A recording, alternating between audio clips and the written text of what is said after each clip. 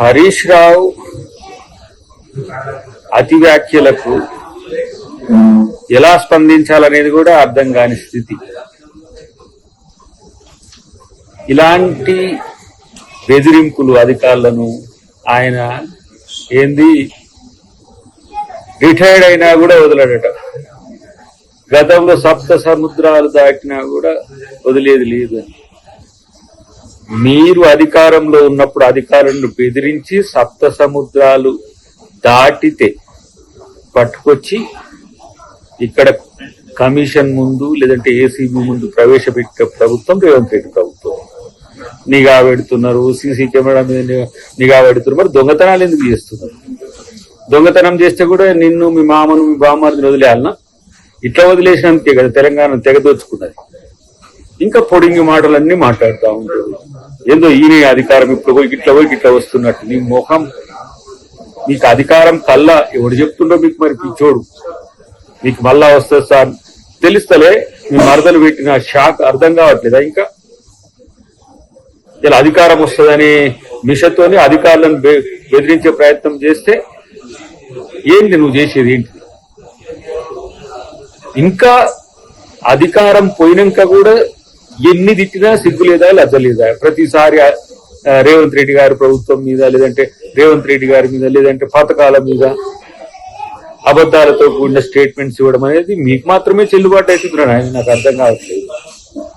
ఏడాదికి ఒకసారి ఆయన గుట్లకెళ్ళి బయటకెళ్ళి పలకడో మీరే పలికి చిలక పలుకులు పలికిచ్చి ఇలా మీ పార్టీ, మీకు నాయకుడు లేని పార్టీ, నాయకుడు లేకున్నా కూడా అధికారంలోకి వస్తుందంటే తెలంగాణ ప్రజలు అంత పిచ్చి భ్రమల్లో ఉన్నారా?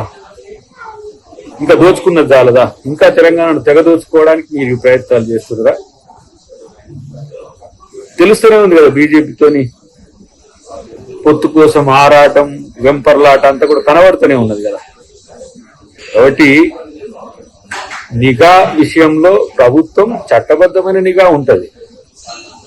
మీరు తప్పులు చేస్తే కూడా వదిలేయాలనే ఆలోచన ఉండదు. కాబట్టి మమ్మల్ని సీసీ కెమెరాలు చూస్తున్నారు, ఫోన్లు హ్యాక్ చేస్తున్నారు, ఇది చేస్తున్నారు అని చెప్పి ఊకనే సెంటిమెంట్ రగిలించడానికి చేయకు. నువ్వు ఏ దొంగతనం చేయకపోతే నిన్ను ఎవరేమీ అనరు. కానీ దొంగతనం చేసుకుంటే మాత్రం నన్ను ఎవరు ఆలోచించొద్దు, నా గురించి చూడొద్దు, నన్ను పట్టించుకోవద్దు అని చెప్పి బుకాయింపు ఏవైతే మాటలు ఉన్నాయో వాటి బంద్ చేయి. కాబట్టి ప్రతిసారి ప్రభుత్వం మీద, ముఖ్యంగా కాంగ్రెస్ ప్రభుత్వం రావడం అనేది ఇష్టం లేని మీకు ఇంకెంతకాలం ఈ అక్కస్తో ఇట్లాంటి స్టేట్మెంట్స్ ఇస్తారో, మీరు ఇచ్చినంత కాలం, మీరు ఎంత ఇస్తే కాంగ్రెస్ పార్టీ ఇంకంత బలంగా ఉన్నట్టు, అంత నమ్మకంగా ఉన్నట్టు. ఎందుకంటే దొంగల మాట జనం వినరు. ఆ విషయం గుర్తుపెట్టుకుంటే మంచిది. కాబట్టి మిమ్మల్ని ఈ ప్రభుత్వం వదులుతుందని కూడా మీరేమీ అనుకోకండి. ఏదో ఆ కమిషన్ వేస్తే అట్లయింది, ఈ కమిషన్ వేస్తే ఇట్లయింది, కాళేశ్వరం పోతే అట్లయింది, కాబట్టి మమ్మల్ని ఎవరేం చేయలేరు అనేది కాదు. మిమ్మల్ని ఈ ప్రభుత్వంనే ఎవరు వదిలిపెట్టరనే విషయం గుర్తుపెట్టుకోండి.